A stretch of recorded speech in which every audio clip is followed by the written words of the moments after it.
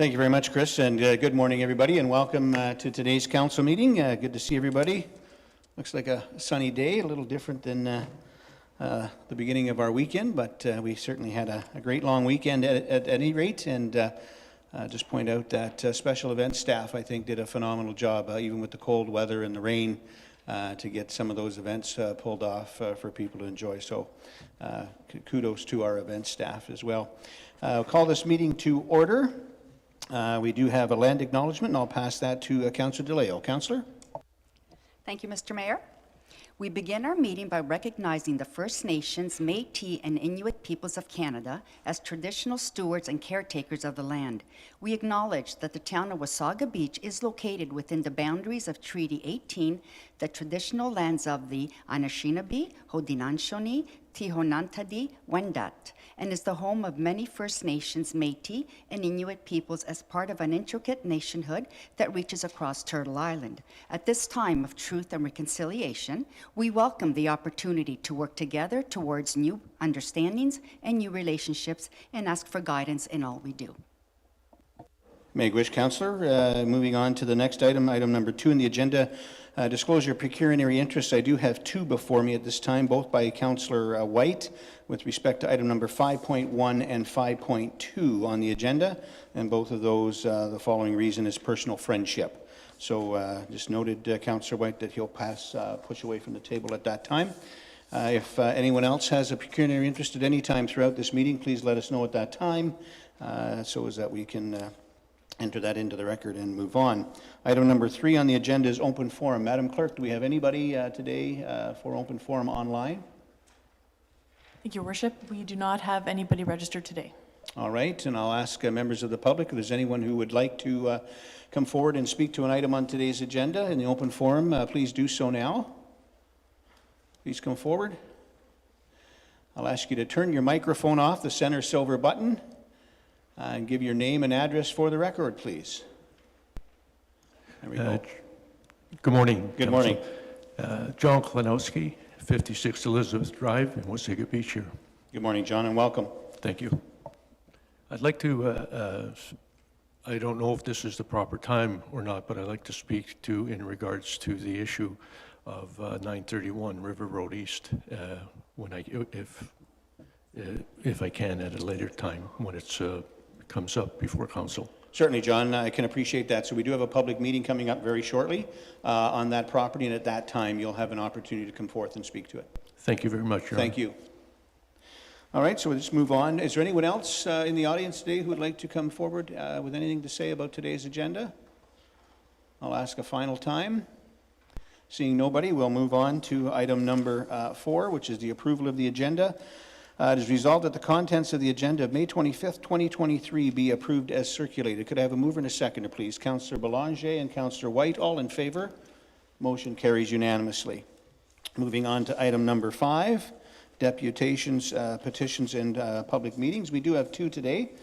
We'll start with the first, which is a public meeting, proposed zoning bylaw amendment, file number Z04/23. This is a public meeting regarding a proposed site-specific amendment to the town zoning bylaw for the subject lands known municipally as 929 and 931 River Road East. The application being considered is a proposed zoning bylaw amendment, application file number Z04/23. This public meeting is an opportunity for members of the public to learn more about the proposed development. The chair will keep the meeting in order and allow the applicant, the public, and members of council to speak and ask questions. Please note that no decisions are being made at this public meeting. It is simply an opportunity to learn and provide feedback. Please be advised that you must make a request in writing if you wish to receive a notice of any decision of council regarding this application. Town planning staff will now make a brief presentation and will provide further details with respect to the proposed zoning bylaw amendment. So I'll ask our staff to come forward. Good morning. And the floor is yours.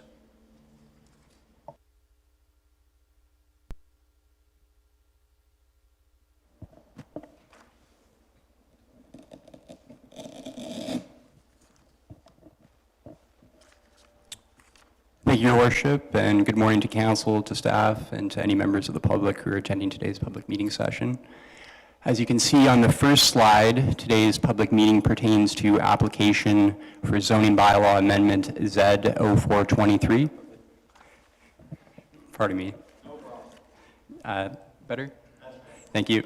This application is proposed on the subject lands known as 929 and 931 River Road East. Here's an overview of today's presentation from town planning staff. The presentation will consist of a brief explanation outlining the purpose of today's public meeting, an update regarding the current status of the application, an overview of the application submission, information pertaining to the subject lands and the proposed development, and a summary of all comments received to date. As mentioned, the applicant has submitted an application for zoning bylaw amendment for the lands known municipally as 929 and 931 River Road East. The lands are also subject to a concurrent application for consent for lot line boundary adjustment. The application for consent is known as application B1523 and is currently being processed by town planning staff. The consent application is scheduled to be presented before the town's Committee of Adjustment on June 21st. The purpose of today's public meeting is to receive comments and feedback from the public for the proposed zoning bylaw amendment application.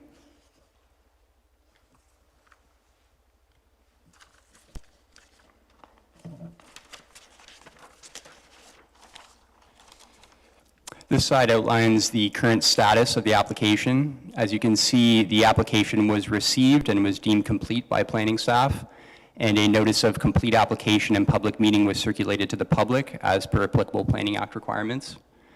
We are now here at the public meeting stage. A review of the application by planning staff and applicable agencies is to occur as the next step in the process. The lands subject to this application consist of two municipal properties, 929 River Road East and 931 River Road East. 929 River Road East has an existing total lot area of approximately 411 square meters and an existing lot frontage of approximately 21.2 meters. 931 River Road East has an existing total lot area of approximately 4,800 square meters and a total lot frontage of approximately 0 meters. The surrounding land uses primarily consist of low-density residential uses. The property to the southwest consists of some vacant land and a medium-density residential use. The subject lands are designated residential in the town's official plan. The residential designation does permit a single detached dwelling, as per the low-density residential policies in the town's official plan. As per the town's zoning bylaw, the municipal property 929 River Road East is currently zoned residential type 1. The municipal property 931 River Road East is zoned environmental protection and development. The proposed zoning bylaw amendment application seeks to rezone 929 River Road East to a residential type 1 exception zone and 931 River Road East to a residential type 1 exception zone, environmental protection zone, and development zone. The application seeks to establish site-specific zone provisions within the proposed residential type 1 exception zones, and the applicant's agent will be providing additional information regarding these site-specific details. Planning staff have received the following comments to date. Notably, there are no objections or concerns that have been submitted by internal or external agencies at this time. A final consolidated list of all comments received by planning staff will be sent directly to council for review. And just lastly, here's my contact information should anyone require additional information or have any questions. Thank you. Thank you very much, Cameron. We'll now ask that the applicant and/or his agent come forward to give their presentation. Good morning. Good morning, Your Worship and Committee. My name is Andrew Pascuzzo. I'm a registered professional planner here today on behalf of the owners of the property. Just also like to indicate that here today with me is one of the owners. Joe is sitting in the audience. As well, participating virtually is Mr. Clayton Capes. He's the engineer of record on the file, working for Capes Engineering, and he completed the floodplain study that was submitted to the town staff. I'm not sure who's working the slideshow, but if they could go to the next presentation, unless I have, perfect, thanks. Yeah. Okay, so in terms of the rest of the project team, Neil Morris, who is a consulting ecologist, has also been out to the property, conducted an environmental impact study, which once again has been submitted to staff. Both the EIS as well as the floodplain study were submitted to the Nottawasaga Valley Conservation Authority, and to date I'm not aware of any comments that have been submitted by the NVCA, but at some point we will be getting comments from them. And then myself, with regard to planning justification, I've submitted the consent application, which Cameron indicated, as well as the zoning bylaw amendment application before council. The site characteristics, we've got two properties here. Obviously, the smaller property has frontage on River Road East. That's the 929. It's 411 square meters with 21.1 meters of frontage. And then we have the larger landlocked parcel, I'll describe it as, which is 4,800 square meters, unfortunately, which currently has no frontage. So the idea being that we're doing a boundary adjustment to create lot frontage for the larger lot. I've also indicated that we've completed a scoped EIS, which has concluded that following the detailed analysis, the proposed development has been determined to meet policy requirements, and there is no expectation of any negative impacts on natural heritage features or functions of interests or the natural heritage system.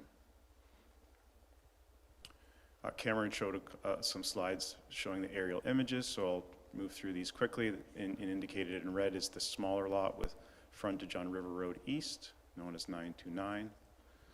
And then the larger parcel, which as I described is landlocked, known as 931 River Road East. This slide is a bit busy, but I'll try to explain it in more detail.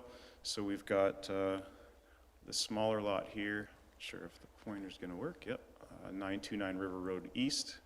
This is showing the proposed lot line adjustments. So a portion of 929 would be added to 931.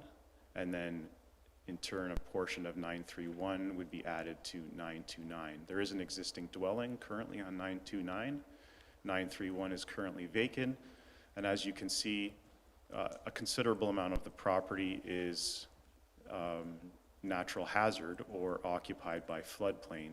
To date, up until this point, in time, your zoning bylaw and official plan have not captured what I describe as ground truthing of this site. So a floodplain study was completed.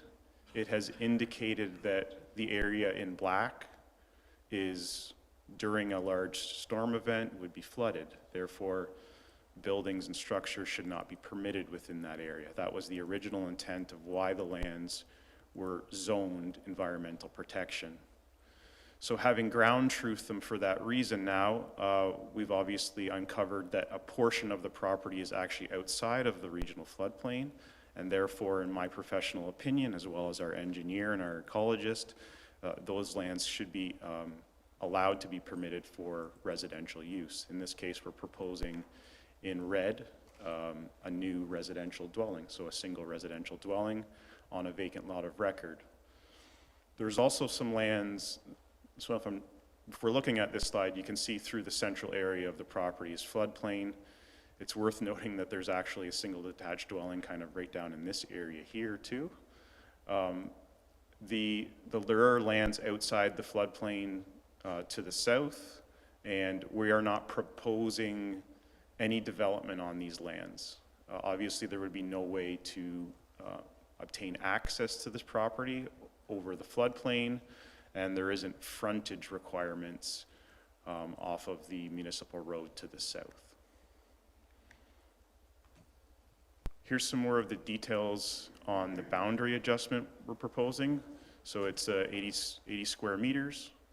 It will obviously provide more depth to the backyard of the existing lot at 929.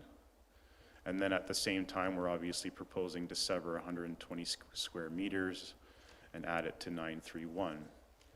This will in turn provide the frontage required to allow for a building permit and create obviously a usable lot with frontage on a public road. So you can see how currently the property doesn't conform. Existing 931 does not conform because it has 0 meters of frontage, but it has a considerable amount of area. And we're proposing to basically split the existing frontage between 12 meters and 9.1 meters, and then obviously have buildable envelope on the larger lot. Once again, this is just a quick slide to show the boundary adjustment. Just a bit of a closer up view of the property. As you can see, we're just proposing a standard dwelling there. Cameron has also already indicated the current zoning on the property, which the majority of it is EP. The portion that has frontage currently on River Road East is currently zoned R1, and there is a portion of land the south end of the property that is currently zoned Development D. I'm not sure why that slide came back in my presentation, other than to allude to this one, which is once again fairly busy. But the way I would explain this is the lands central to the property, which are occupied by floodplain, will remain zoned environmental protection. It's worth noting that the crosshatch lands, sorry, my pointer's not working here. Actually here, these lands are actually currently zoned D, and we're proposing to remove those from the D lands because they're actually part of the floodplain and they should be zoned environmental protection.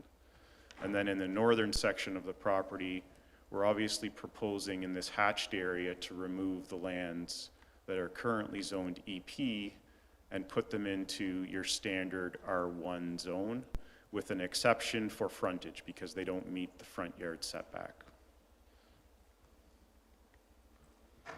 Comments to date have already been paraphrased by Cameron. The only thing I would add to that is we have had some additional correspondence come back from the Ministry of Environment. And what has happened is our ecologist, Neil Morris, has followed up with an email, provided the environmental impact study to the contact at the ministry, and they've come back confirming that the review has been completed and that there are no concerns with the proposed dwelling in the area that we're proposing it. That's the conclusion of my presentation, but I understand we do have people in the audience and potentially people participating virtually, so I'm going to hang on in case there are comments or questions from committee or the public that may need to be addressed. Thank you for the opportunity to speak, Mr. Chair. Thank you, Andrew. Madam Clerk, do we have anyone online at this point who wishes to speak to this item? Thank you, Your Worship. I do have one individual registered virtually, Miss Josephine Aguano.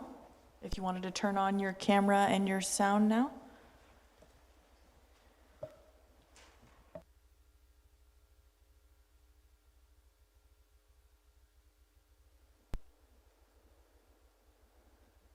Can you hear us, Josephine?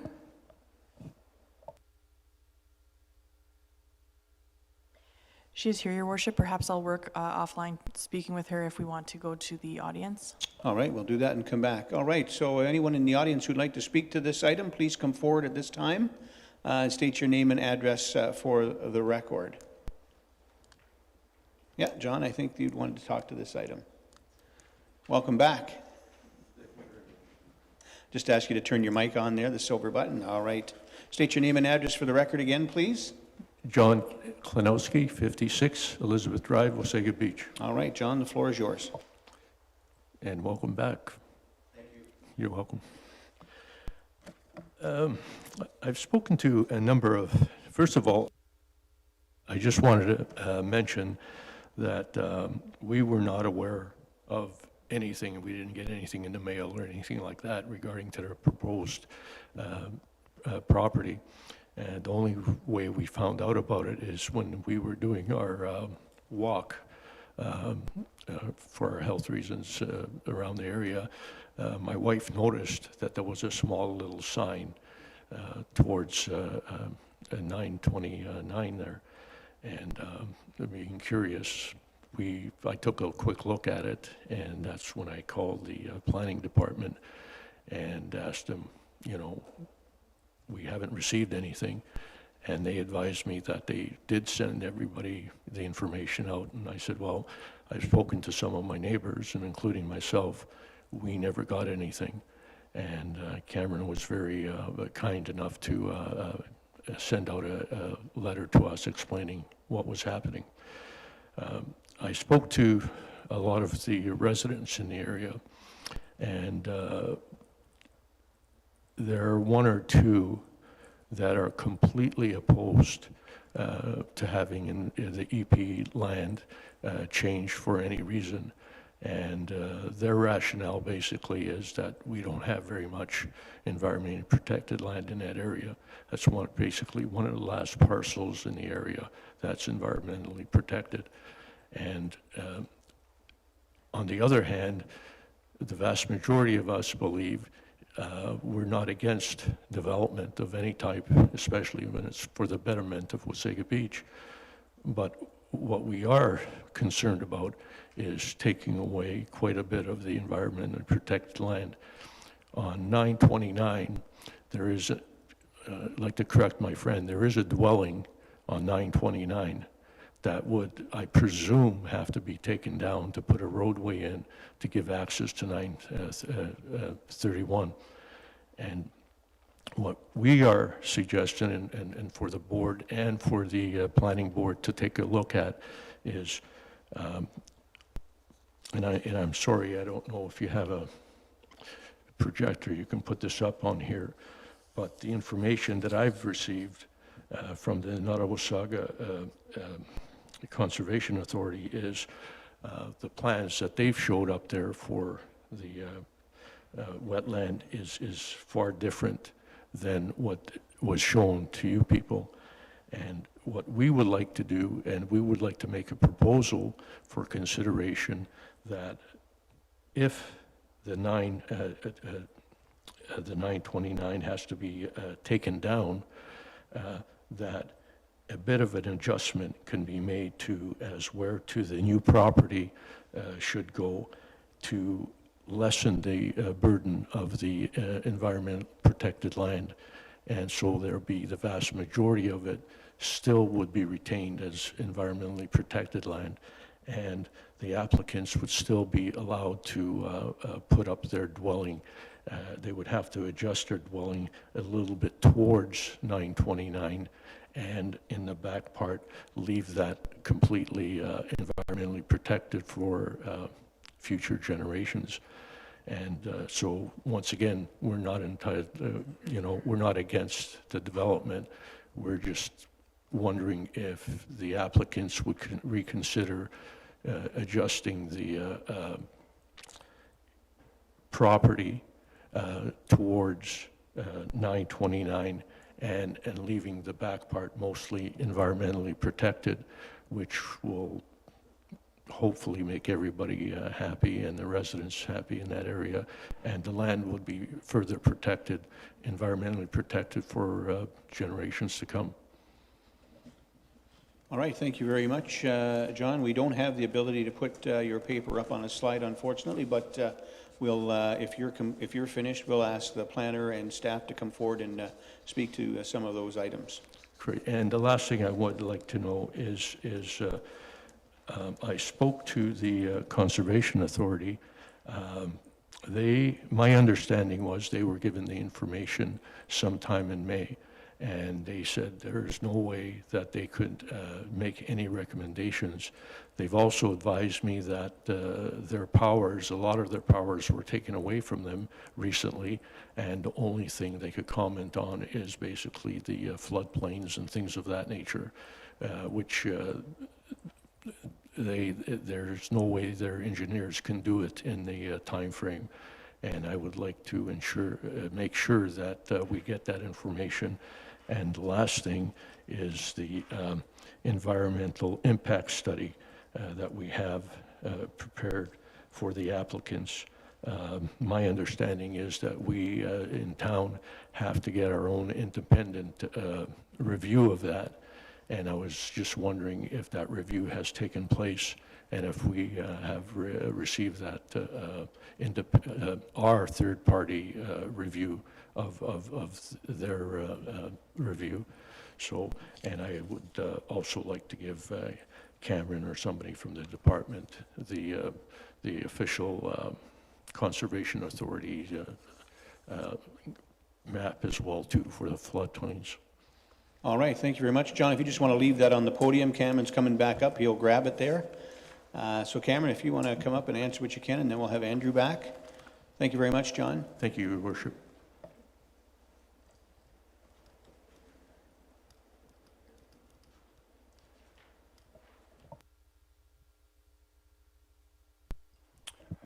So firstly, I thank the resident for raising several of those points.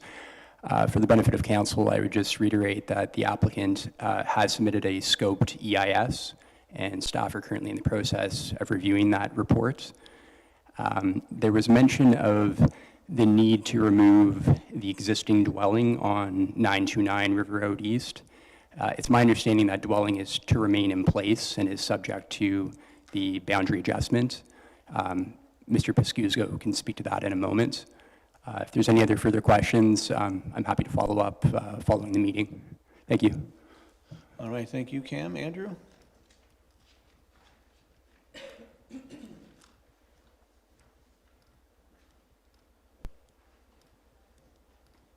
Thank you, Your Worship. I will be brief. I just want to confirm that the dwelling on 929 will remain, and the entrance to 931 is being proposed on the southwest side of the dwelling.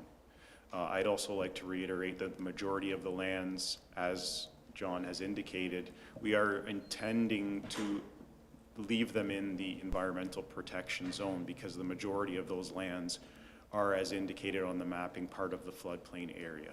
So it's the northern portion that we're proposing to rezone. And I'd obviously like to start a dialogue with John and have some correspondence about the mapping and explain it in a bit more detail to him, maybe even do a site visit if necessary. So thank you very much again for the opportunity to speak. Thank you, Andrew. So perhaps, John, if you don't mind, you could share your contact information with Andrew before you folks leave today, so as that he can reach out, and as he said, he'd be more than willing to do a site visit as well if that's what you prefer. Madam, oh, where'd our deputy clerk go? Madam Clerk, do we have anyone online? Thank you, Your Worship. We will try Josephine again and see if she's able to get online. All right, while you're doing that, I'll check this, just double check. Is there anyone else in the audience who would like to come forth and speak to this particular item? All right, I'm going to move to council. Oh, there's our deputy clerk. Any luck? No, I tried to call Your Worship, but I can't get a connection, so perhaps I'll just email her to send in her comments. All right, so the deputy clerk's indicated that we cannot get our guest back online, so we'll send her an email and get those comments submitted. All right, thank you. I'll then turn to members of council, and I'll just note that Councillor White has pushed away from the table here as he does have a pecuniary interest. I'll turn to council members for questions or comments. Councillor Ego. Thank you, Your Worship. Yes, thank you for the presentation here. And because I live in the area, I too have some questions, and it's regarding the environment as well. And perhaps our Director of Public Works, Kevin, maybe you may be able to help me out a little bit here. We get a lot of flooding there on River Road East, as you know. So I don't know how close that is to that area. So I would love that looked into. And that's really my main question is, we know the rivulets run down River Road from the south down to the bay. So I really do want the land looked at very carefully because of the flooding that does occur on River Road East. So thanks. Mr. General Manager, any questions or any comments? Through you, Mr. Chair. Certainly, there's drainage challenges along River Road East with the limited facilities that are available. And as you may know, the town is still undergoing the townwide master drainage plan, which we should be having a public meeting in the next couple of months in regards to its progress. As it relates to this specific area, I know there is considerable ponding in the vicinity of Belva Avenue, which is probably not quite a kilometer, we'll say, east or north of the subject location, but there are several localized ponding areas that we've tried to promote infiltration with limited success, but there aren't too many outlets for storm sewers. But certainly point is noted, and River Road East is part of the master drainage plan that is underway in terms of exploring drainage solutions for the area. Councillor, any further? No, that covers it, thanks, yeah, because it is all along that way, so, yeah, so I know it'll be well looked into, thanks. All right, thank you. Any other comments or questions from council? All right, seeing none, I do have a couple more for clarification for the residents. So he'd indicated that he had not received notice, and this is something that we hear often. So could you just come forth, Cam, let us know when those notices went, and just an update on how this is handled and when notices go out normally, so as that we can try and clarify this. Thank you, Your Worship, and I appreciate that question. Just as mentioned in the PowerPoint presentation, staff did circulate a notice of complete application in public meeting as per the Planning Act requirements. In this case, for the purpose of determining which notices were sent via mail to residents, those notices are sent to residents within a buffer zone of 120 meters around the subject lands. It's my understanding that this particular resident was just outside of that particular zone. So for the benefit of the member, staff did provide him with a notice via email. In addition to the mailing notices that were sent out, as part of the Planning Act requirements, staff had also posted a physical sign at the location for any of the members of the public that were passing the property that wanted to know more about the development application. All right, thank you. So that's, again, as per the Planning Act, with anyone within 120 meters would have been notified, so thank you for that. The next question I guess I have is, are we losing or are we removing any of the environmentally protected lands? My understanding is we can't and we're not, but can someone just confirm that for us and for the residents?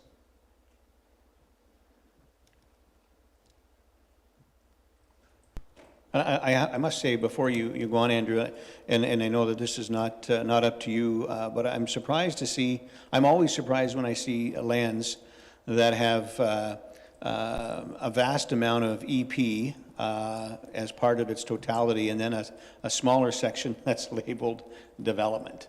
To me, it's kind of a, you know, if the majority of the land is environmentally protected and there's no access from any major road, why do we have any development in that area? But that's a question for the planning gods to answer at a later date, I'm sure. Andrew? Thank you, Your Worship. And again, I think, I guess the way I would describe it is the age of your zoning bylaw and the amount of, I guess, ground truthing that has occurred has probably led to the fact that those lands are zoned EP.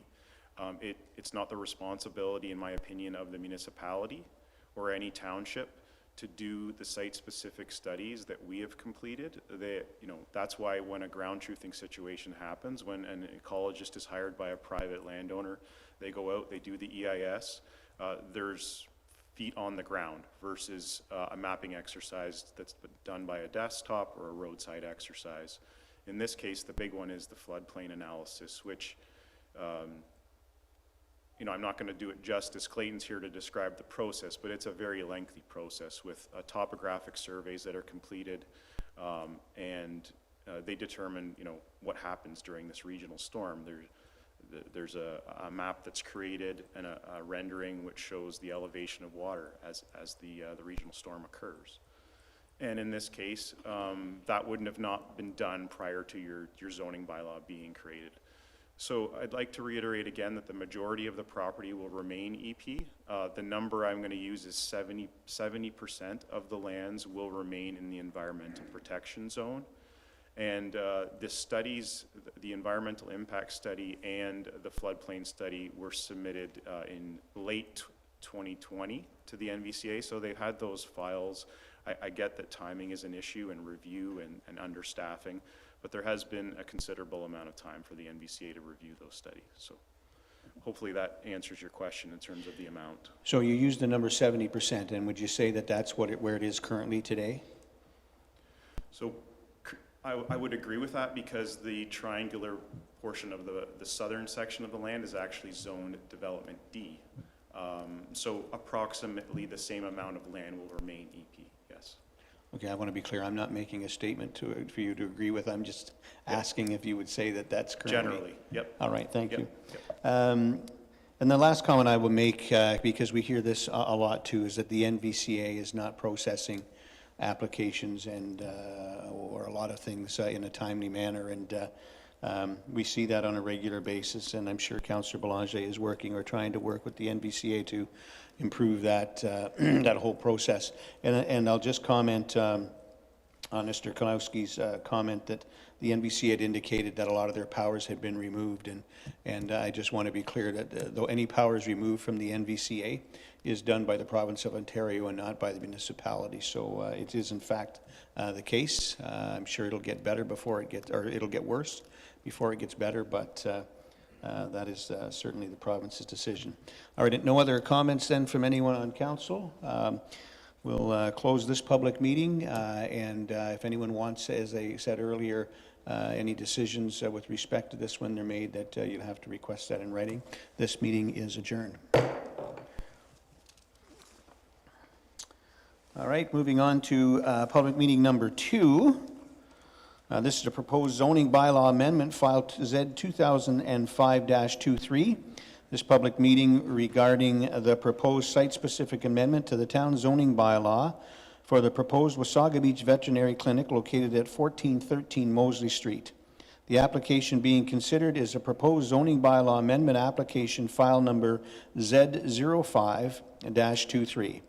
This public meeting is an opportunity for members of the public to learn more about the proposed development. The chair will keep the meeting in order and allow the applicant, the public, and members of council to speak and ask questions. No decisions are being made at this public meeting. It is simply an opportunity to learn and provide feedback. Please be advised that if you must make a request in writing if you wish to receive notice of any decision of council regarding these applications. Town planning staff will now make a brief presentation and will provide further details with respect to the proposed zoning bylaw amendment. Travis, welcome. Good morning. Good morning, Your Worship. Good morning, Council. So as stated, this is the public meeting for an application for a site-specific zoning bylaw amendment related to 1413 Mosley Street. Quick overview. Staff are going to go through the purpose of the public meeting, the current application status, give a brief overview of the proposed zoning amendment, and then provide a brief summary and overview of the comments received to date. The applicant's agent is joining us virtually today and will be able to provide a little bit more detail on the site-specific zone provisions being requested. So the purpose of this public meeting is to obtain comments from the public regarding the proposed amendment. It's noted that the amendment is requesting site-specific zone provisions for the lands only and is not requesting any new permitted uses. The veterinarian clinic, as proposed, is a permitted use. They're just requesting some adjustments to the zone provisions. So at this point in the process, we're at the public meeting. The public notice of complete application and this public meeting was circulated to all property owners within 120 meters of the lands and was also circulated to all the public agencies for comment. Following the public meeting, the applicant will have an opportunity to address any of those comments received, submit to staff for final review prior to a staff recommendation report coming back to Joint Committee and Council for a decision. So the subject lands are located at 1413 Mosley Street on the southwest corner of the intersection of Mosley Street and 32nd Street South. The lands are about 1,400 square meters in area, with 38 meters of frontage on 32nd Street and about 52 meters of frontage on Mosley Street. It's important to note that for the purpose of the zoning bylaw, the front lot line of the property is actually on 32nd Street South. That's important when you see the requested zone provisions to have that understanding. The surrounding land uses include low-density residential uses, service retail uses, some commercial accommodation and retail uses, as well as apartment dwelling units. The official plan currently designates the land's district commercial, similar to a large number of the properties along the Mosley Street corridor. Permitted uses in this designation include a wide range of cultural, retail, and economic commercial type uses, including tourist accommodation, office and accessory residential uses, as well as other commercial type uses.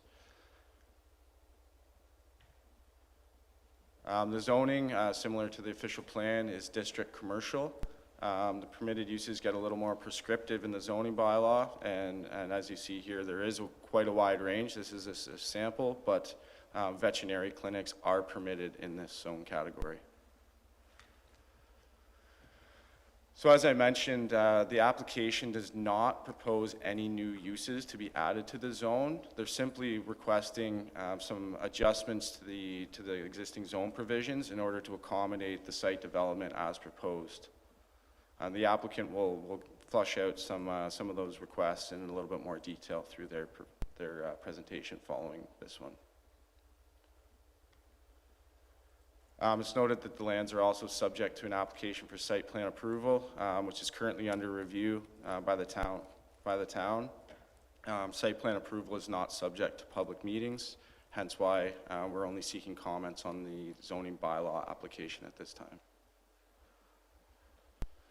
So comments received to date, there's generally been no concerns from external comment agencies. Public Works has indicated a couple of concerns with two of the requests related to setbacks due to the presence of aerial hydro lines.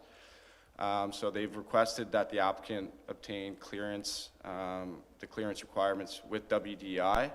I do note that WDI in their comments did not indicate a concern. However, the applicant will be reconfirming that with them prior to the staff recommendation being made.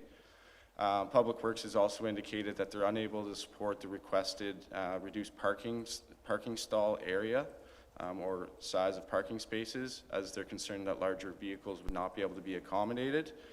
Other than that, they generally have not indicated any concerns with the remaining requests.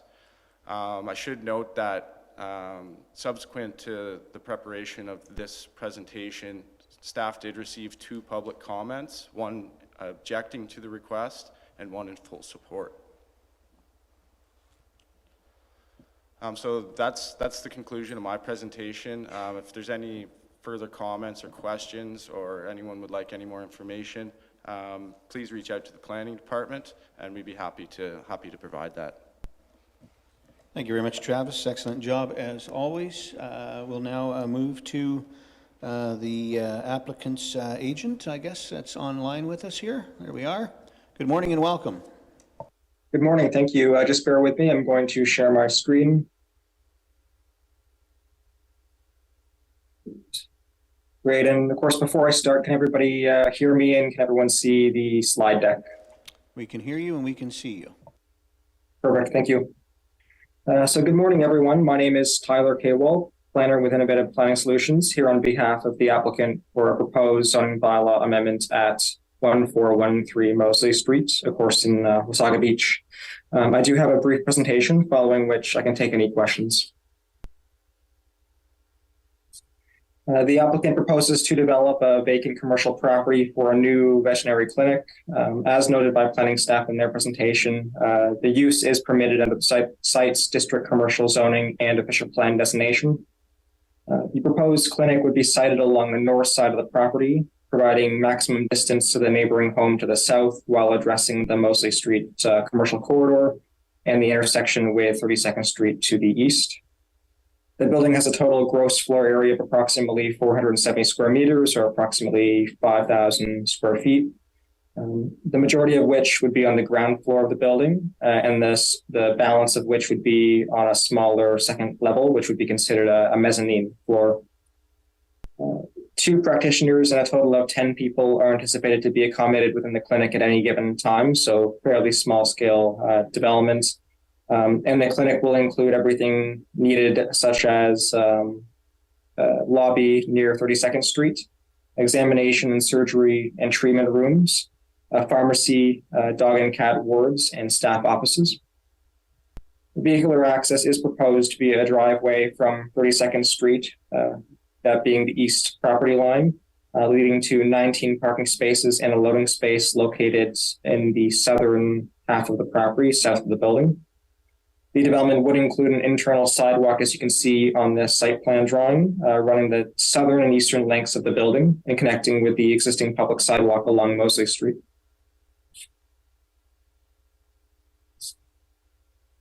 The development accounts for a 3-meter road widening as well along Mosley Street, as well as a 4 by 4 meter side triangle conveyance at the intersection with 32nd Street. And sorry, I'll just go back 1 second. You can see that. So a 3-meter road widening identified here is to be conveyed free and clear to the town of Wasaga Beach, and 4 by 4 meter site triangle at the intersection as well will be conveyed. So the site has been designed to accommodate those conveyances to the town.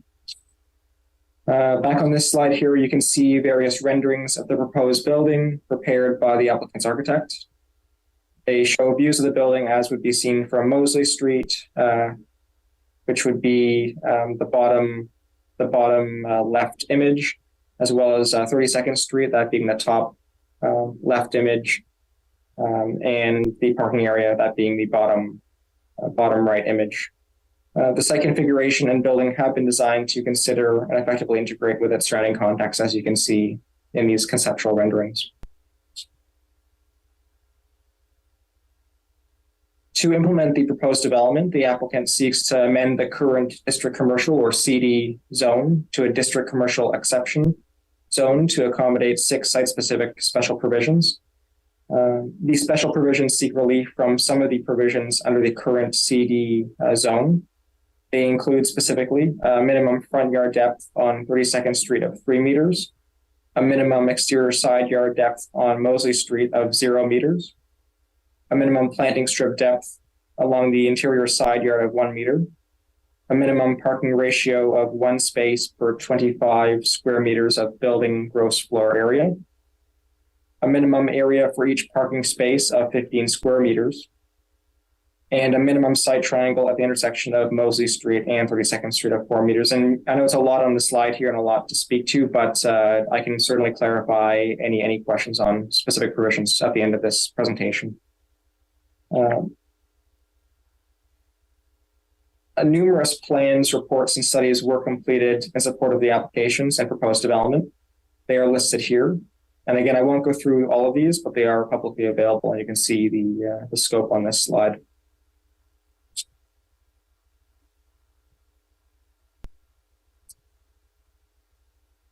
From a planning policy perspective, Simcoe County is projected to reach a population of 555,000 residents by the year 2051, which of course brings with it an increased demand for veterinary services.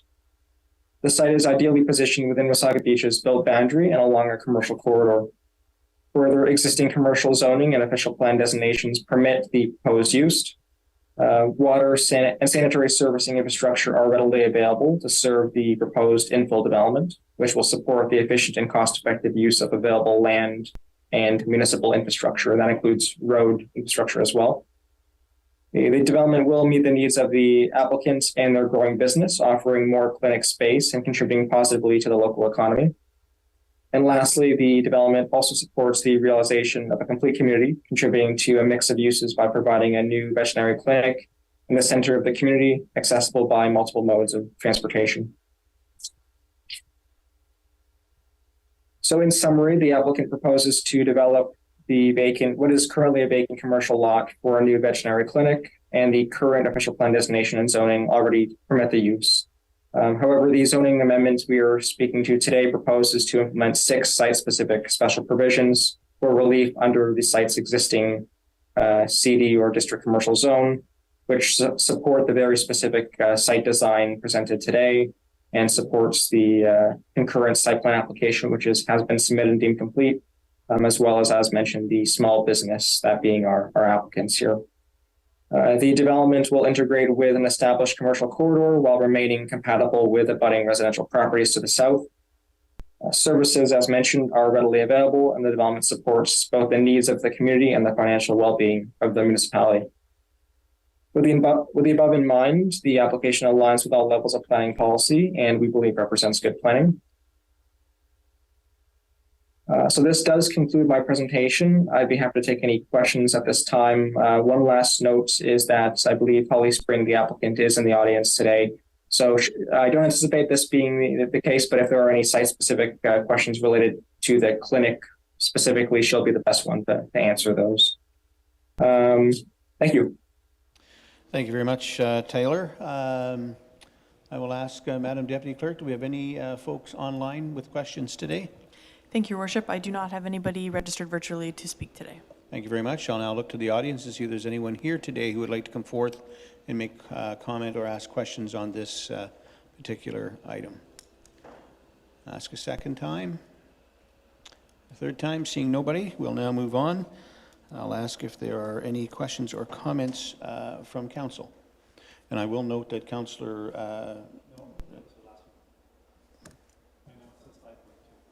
I have 2 separate. One is 5.1, one is 5.2. Turn your mic on, Councillor, sorry. Sorry, the 5.2 was thought to be the zoning request change for the 5.1, but that's not necessarily the case now. So 5.2 is not an actual conflict. It relates to the 5.1. Okay, so we'll make clear for the record, Madam Clerk, that Councillor White does not have a pecuniary interest on item number 5.2. That was an error. Thank you, Councillor. All right, any other members of council then, including Councillor White, who may have a question or comment on this item? Deputy Mayor Snell. Thank you, Your Worship. Excuse me, Tyler, would you be able to clarify again what was the size of the parking spaces that are proposed, please? Certainly, through the chair, the proposed parking space areas would be 15.4 meters, but we always round down, right, to make sure we capture what we need. So the zoning amendment specifically is seeking 15.0, so around 15 square meter minimum parking space area. Just to note there, it's important to mention, we do, all parking spaces, all the standard spaces do meet the town bylaw, the town zone bylaw minimum of in terms of depth and width. So the minimum depth requirement is 5.5 meters, and the minimum width for any parking space for the bylaw is 2.8. So we actually do meet the dimension requirements, length and width of every parking space. However, it's the town has a third requirement in terms of their bylaw for minimum parking space size in the context of area of the space.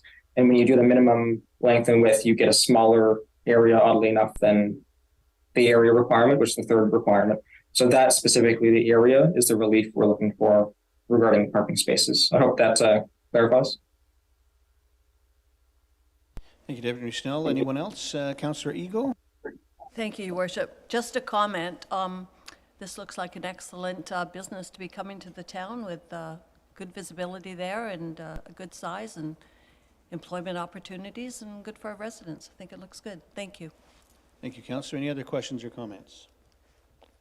Seeing none, I do have a few. So before I start, though, so I'm hearing just now from Tyler that we meet the width and the depth of the parking, but we don't necessarily meet the area. Well, if we multiply width times depth, we have an area. So I'm a little confused there. How we're if we have or meet or exceed the proper width and the proper depth, how do we not meet or exceed the area? Taylor, Taylor or Tyler? Yes, Tyler, yeah. Thank you, Mr. Chair. Yeah, again, good question. So I guess the facts are, as mentioned, so while we do meet the minimum width and depth of each space, there's a third requirement of the bylaw, as I said, for area, and it just happens to be that the bylaw requirements as written have a minimum area of 16.7 square meters, and you're absolutely correct. When you do 2.8 meters, which is the bylaw's minimum width times the bylaw's minimum length of 5.5 meters, you get 15.4 meters. And again, we're asking for 15 even, whereas the bylaw requires 16.7. So perhaps like that, that's the information we're going off of, and perhaps the town planners can confirm, I guess, the intent of having that third area requirement that does not result in, is not the same number as a larger area number than resulting simply multiplying the minimum dimensions. All right, thank you, Tyler. I'm going to look to our Director of Planning. Mr. Houghton, can you help us? I'm not sure I can help you, Councillor, through your worship, but I'll try to answer the question. You saying that council's beyond help, Mr. No, not at all. And Travis will back me up here if I have this wrong. So the town zoning bylaw has a minimum width of a parking space. The town zoning bylaw has a minimum depth. For some reason that escapes me, it also has a minimum area. Most zoning bylaws that I've ever had just keeps it to the minimum area, or sorry, width and length, and whatever that is, it is. But our zoning bylaw, for whatever reason, has this third element, and that is the issue. So suffice to say, when we deal with our new zoning bylaw, we won't have that issue, but unfortunately, as Tyler has noted, it is what it is, and this is the card we're dealt, and we're trying to eliminate that problem. Okay, And I'm not so sure if I'm Travis has hearing we have anything. magic mathematical equations within our bylaw. I mean, length times the width gives you the area. Right. But the area that is in the bylaw is more than what the length times the width is. That's what Right, so those are minimum sizes, your worship. You can go larger width and larger length, but for some reason our zoning bylaw has this area and it's a problem, and we've identified it. And to his All right. credit, so has Tyler. We'll deal with that. All right, We thank will. you very much, Trevor. Okay, 3 meters, I see on the, if you can go back to the slide that shows the site and the 3 meter road widening, we're already 4 lanes there at any rate, but if for whatever reason we have to take and use that 3 meters, I'm seeing that the wall of that building is right there. There's nothing left. Is that correct? That's correct. Through the mayor, at pre-consultation, stepping back at pre-consultation, it was identified on a similar concept that we were proposing a 0 meter, 0 meters to the new road widening. And at the time, I believe at pre-consultation, town staff did seem to indicate they would support a 0 meter setback along Mosley Street following the road widening conveyance. And they've had a consistent approach, it seems, in recent comments that they do appear to support.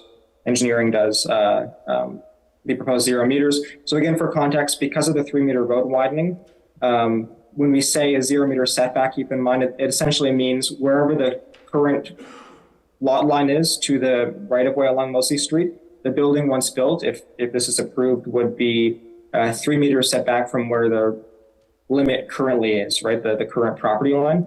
And if you take into account other commercial buildings and other buildings along the south side of Mosley Street, you'll find that a lot of them are in fact, it looks to be 0 meters or quite close to as it exists prior to any widening. So I believe the building would be similar or more setback than a number of other existing structures along the corridor. And again, as mentioned, the town engineering does appear to support and has been consistent in supporting and not having issue with that proposed setback. The other thing to note there is having the limit of the municipal right of way, and by that definition, the property line, because of course they meet. That doesn't always imply, it pretty much never implies that that's where the traveled and paved portion of the lanes for vehicles traveling Mosley Street would be, right? There's usually a fairly substantial grass boulevard between the curb, right? The curb of the travel lanes along Mosley Street and the actual front lot line of our property. So there'll always be distance there. I hope that clarifies also. Thank you very much, Tyler. Mr. General Manager Lalonde. I can speak a little bit to that, Your Worship. We did have considerable discussion around that zero setback just simply because, you know, that 3-meter widening is for, in an ideal world, we'd have a bit of an apron separation or a boulevard separation between the curb and the sidewalk. In this particular case, we do not.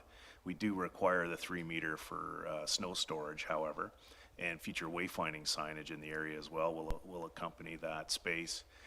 The one specific issue, or actually specific discussion we had was relative to, there are no accesses, there aren't any doors or steps or anything that would suggest that people are egressing into that space. So that was another critical discussion we had around whether we supported the zero setback or not. But we did take a look at it and the fact that entrance and access and egress is internal to the site and not into that block, then we don't foresee any further encroachments from stairs or steps or people egressing should we plant or should we have other infrastructure within that widening allocation.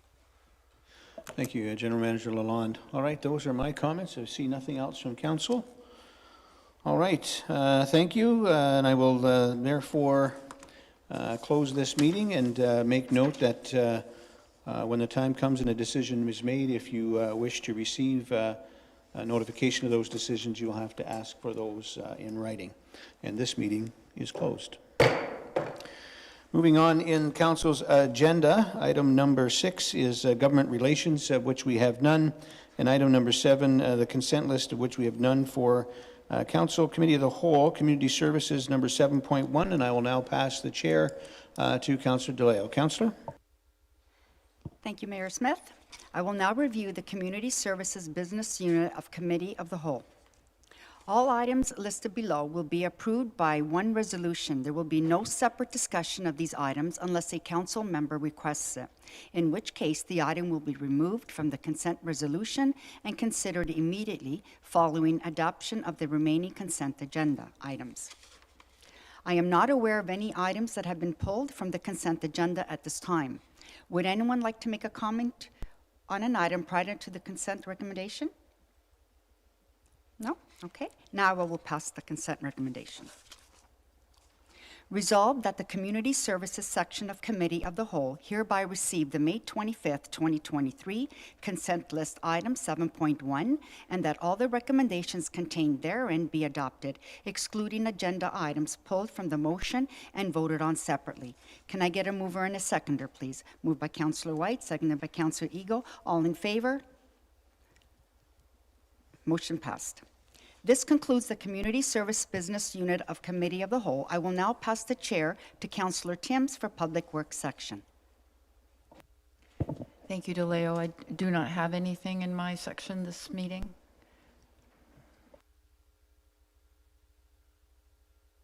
All right, so you'll pass that on then, Councillor? I will pass it on to Development Services. Thank you. Thank you. I as well do not have any items pulled from Development Services. So do we need to do the consent or? Sorry. Through you to the chair, sorry. You could just pass the consent recommendation unless anybody has comments on any of the items. Okay, thank you. So does anyone have any comments on any of the Development Service section? Seeing none. Resolved that the Development Service section of Committee of the Whole hereby receive the May 25th, 2023 consent list, item 7.3, and that all the recommendations contained therein be adopted. Could I have a mover and a seconder? Deputy Mayor Snell and Councillor DeLeo. All in favor? Carried unanimously. And I'll now pass the floor to Deputy Mayor Schnell for General Government section. Thank you, Councillor Blanchet. I'm aware of 2 items that have been pulled, so I'll now read the consent recommendation from General Government. Resolved that the General Government section of Committee of the Whole hereby receive the May 25th, 2023 consent list item 7.4, and that all the recommendations contained therein be adopted, excluding agenda items pulled from the motion and voted on separately. Can I have a mover and a seconder, please? Councillor DeLeo, Councillor Ego. Are there any questions? Any comments? Okay. Call for a vote. All in favor? And that carries. Number 7.4.2 was pulled by myself, and that one is that the Joint Committee of the Whole and Council receives the following correspondence for information. And I pulled specifically the May 10th, 2023 City of Cambridge communication that was received regarding the Highway Traffic Act amendments. I'll first ask for a mover and a seconder to put this motion on the floor. Councillor DeLeo. Councillor Timms, is there any questions or comments before I make my comments? No?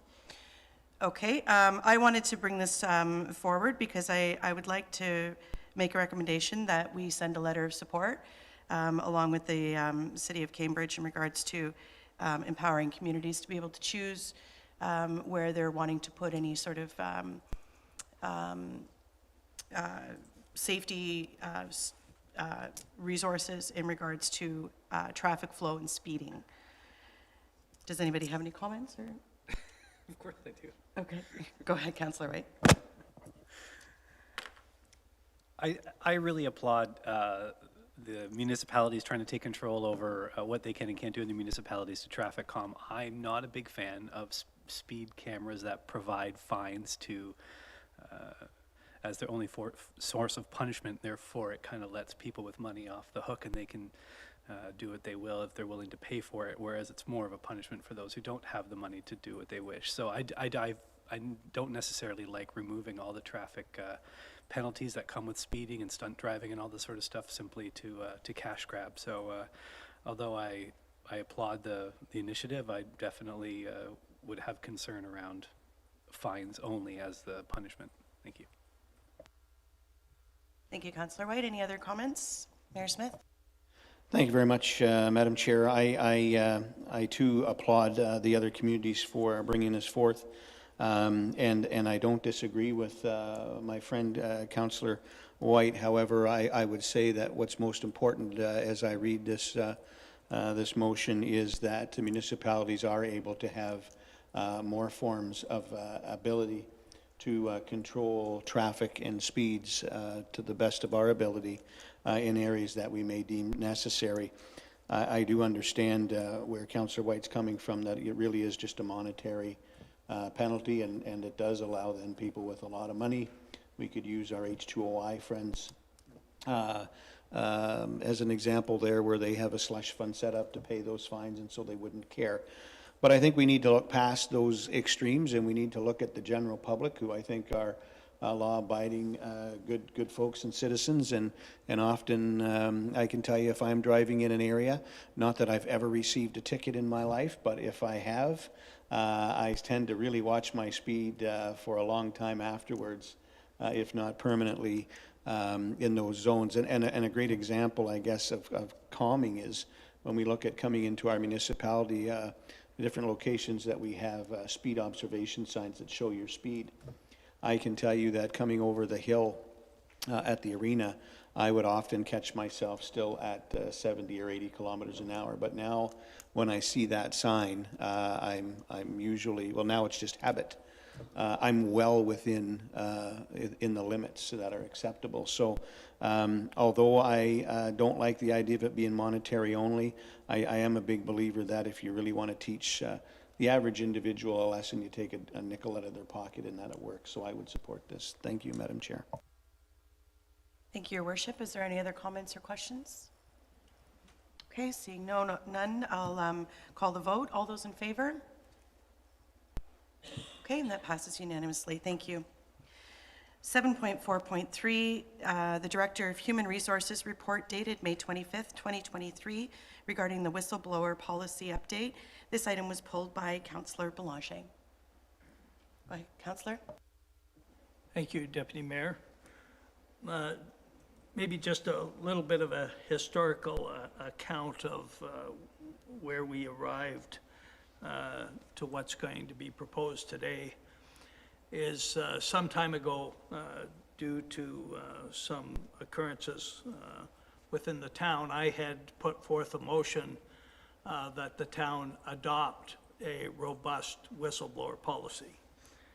And in the last council, there was staff research done and a proposal was brought forth that was passed 6-1.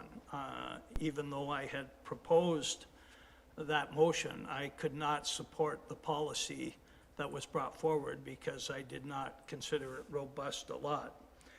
I believe the policy being brought forward today has Wasaga Beach taking a leadership role as it goes to protecting our team and protecting our residents from potentially any mistakes or wrongdoing. So I pulled this item specifically so that our Director of HR could maybe speak to it publicly so that our residents could have an understanding of what's important to our council in protecting our town teams and protecting their best interest.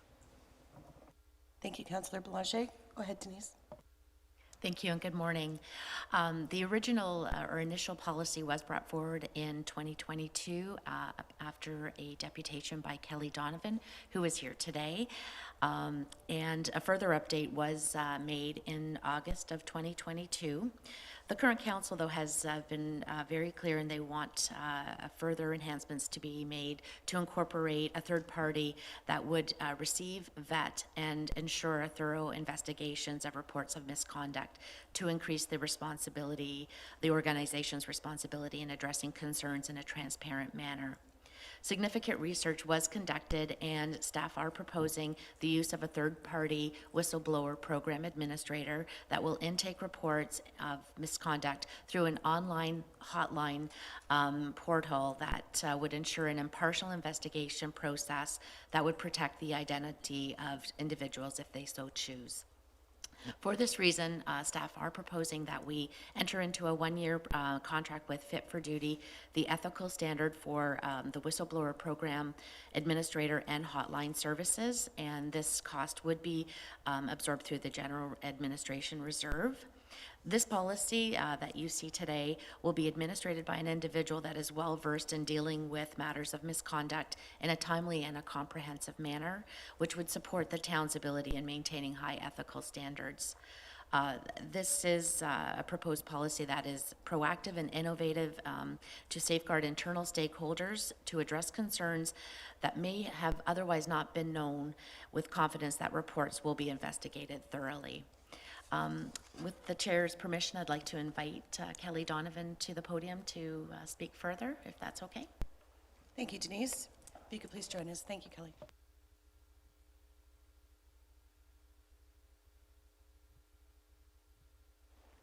Good morning, and thank you for having me here this morning. I don't have a whole lot to add to what Denise said. I think everybody here is familiar with how this program would work, but it is a last case resort type of program. So what it's doing is giving staff, volunteers, students, anybody that would participate in town business a chance to either escalate a complaint that they feel wasn't handled properly, or something in the event where they may not feel that it's appropriate to complain through internal channels. So it does give the complainants a chance to be anonymous, and how that would work is they would file their complaint directly to me. It is a secure web form that is HIPAA compliant, so that's something I require, because a lot of complainants want to divulge maybe how a situation has affected them personally. That's the kind of thing that I would want to keep highly confidential and very secure. So they would file that complaint. It would be looked at by myself within a 24-hour period. And most of the time, I anticipate that most of the complaints will be triaged. So depending on the nature of the complaint, that would be something that would either be directed back to the Director of HR for an internal investigation, or if the case warranted, then it would go directly to an external investigator by myself. But I think that would be an extreme circumstance. So for the most part, it'll be something that gets looked at by myself, the complaints get triaged. I think at this point, we don't want to keep the scope too limited. We have the policy that addresses the scope, but if complaints are received through the program that aren't applicable to the nature of the program, then that would be something, again, that I would just send back to Denise and say, you know, this looks like more of an integrity commissioner complaint. So it's really giving, you know, your people the greatest chance to be heard without having to take the risk of reprisal. I mean, that was what I addressed when I spoke at council last time, was how great the risk of reprisal can be for somebody that wants to come forward. So this will be something that gets put in place at a very affordable rate annually, and it just gives the, you know, everybody the opportunity to come forward if a circumstance does arise where there might be a fear of reprisal or a fear of potentially an internal conflict of interest. So I applaud the town, because you are one of the first to incorporate a program like this where you're putting your trust in the hands of a third party. There's a lot of municipalities around Ontario and across Canada that have programs, and they're typically larger municipalities that have an auditor general that handles this type of a program. So they would be separate from town employees. They would report directly to council. Being a smaller town, this I think is a good solution for you without having to, you know, establish an entirely new department of investigators. You have myself basically held on retainer. So depending on how much the program gets used, it could be something very affordable, and it's almost like a bit of an insurance policy. So I think it's very intelligent and responsible of the town to take that step. So I applaud all of you for your courage and leadership, because I do hope that other smaller municipalities across Ontario will see the benefit of having it, and not only for business for myself, but just, you know, because we do want to uphold accountability and transparency, and this is the way to do it.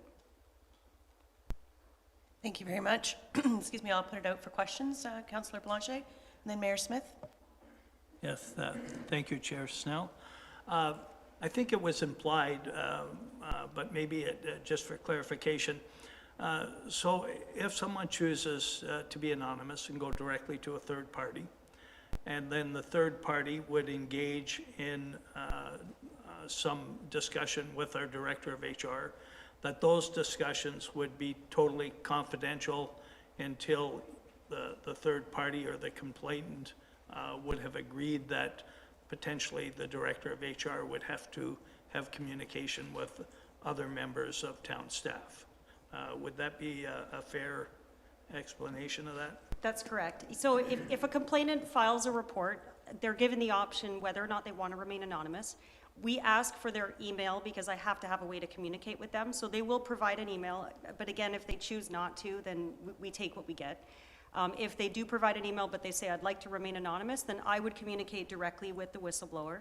I would not disclose their identity, and I would also communicate with the whistleblower about details that might divulge their identity in the process of an investigation. If that's the case, I mean, there might be complaints where I have to say to the whistleblower, we can't proceed with this unless you're willing to disclose your identity.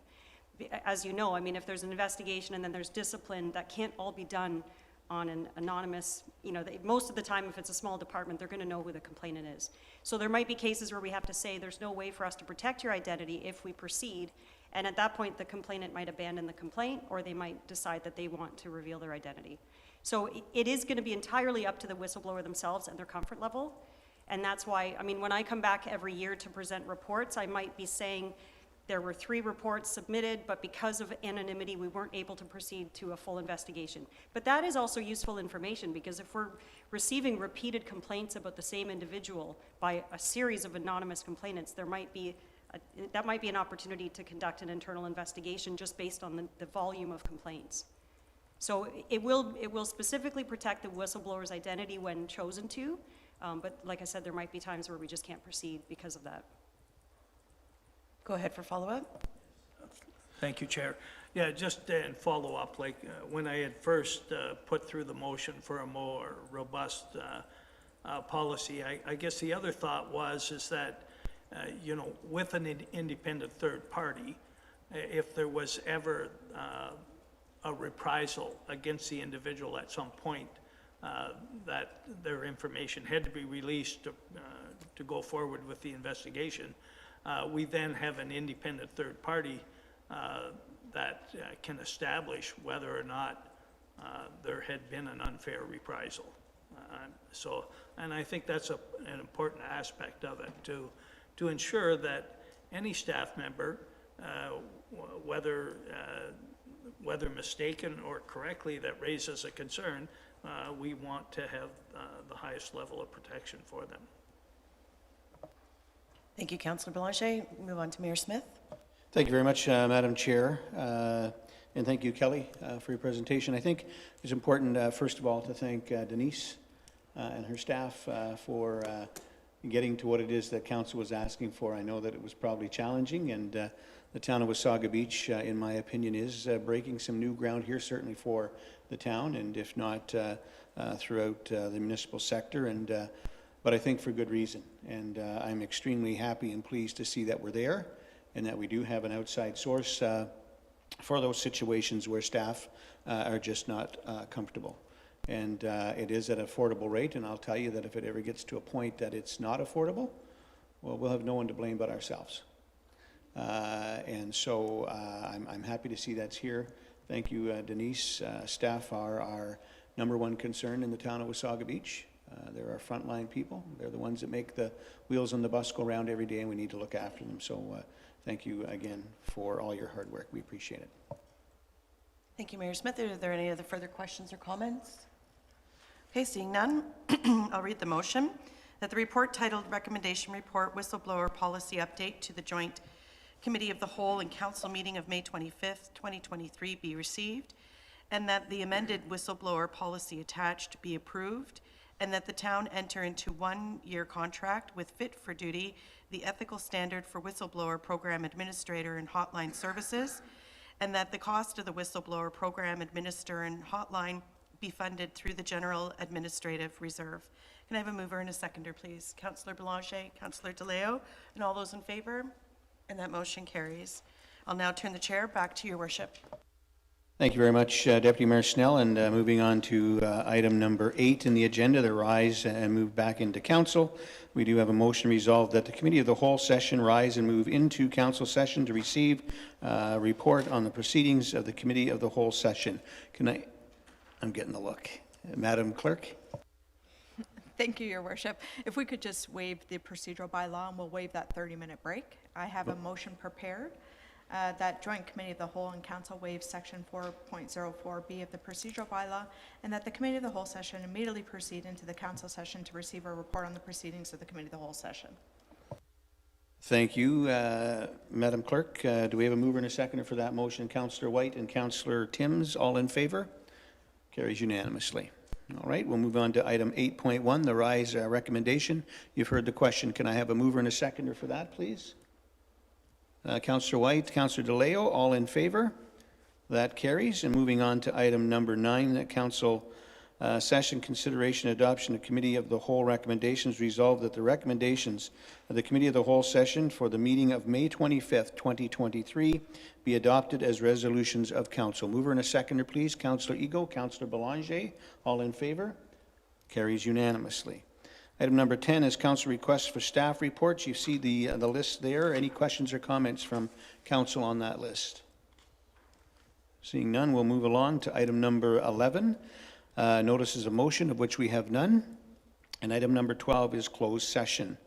The resolution to hold closed session resolved that pursuant to Municipal Act 2001 as amended, the next portion of the May 25th, 2023 Joint Committee of the Whole and Council meeting will move into closed session to consider the following matters. Labor relations matter is 12.1.1, 12.1.2, another labor relations matter, 12.1.3, with respect to the CAO's office, and 12.1.4, community hub negotiations. 12.1.4 is also OPP detachment update, and 12.1.6 is the retail licensing agreement, Idea Studio, and 12.1.7 is beachfront lease matter, and 12.1.8 is a closed session joint committee of the whole and council. Any questions or comments? A mover and a seconder, please. Moved by Deputy Mayor Snell, seconded by Councillor Timms. All in favor? That motion also carries unanimously. We'll now move into closed session.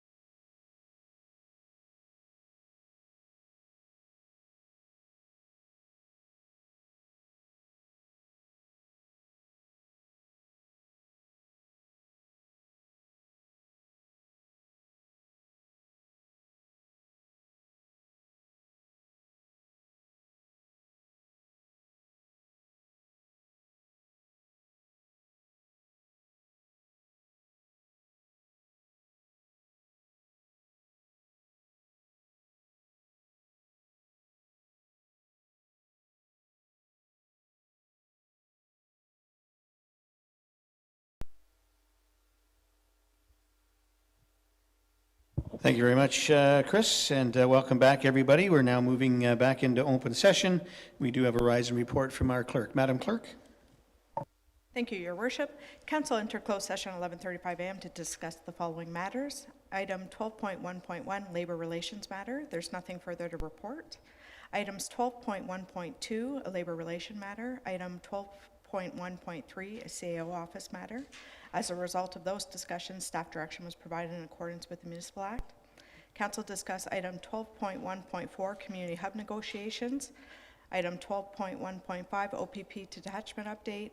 Item 12.1.6, IDEA Studio Retail Licensing Agreement. Staff direction was provided in accordance with the Municipal Act.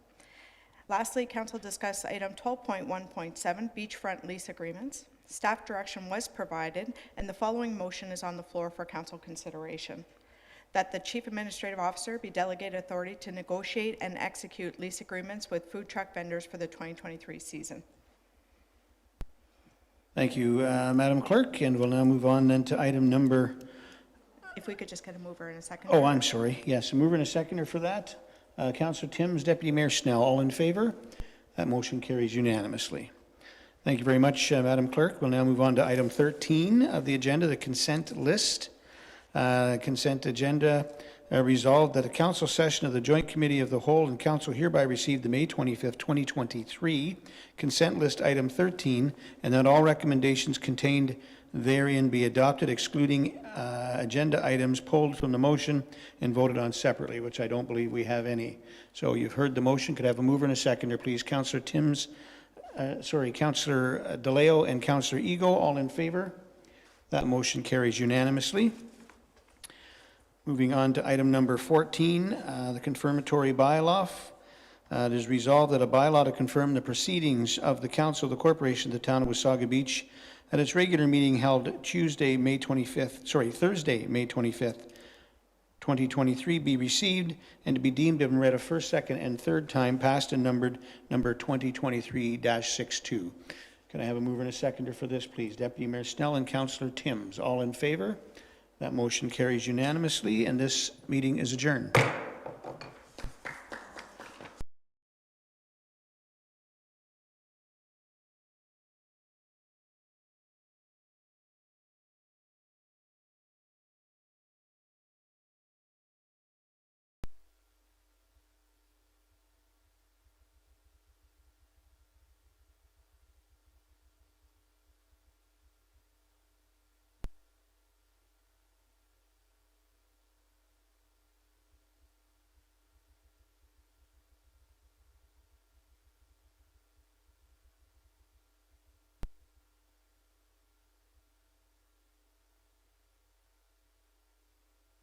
It's Dumas. He's an author. Yeah.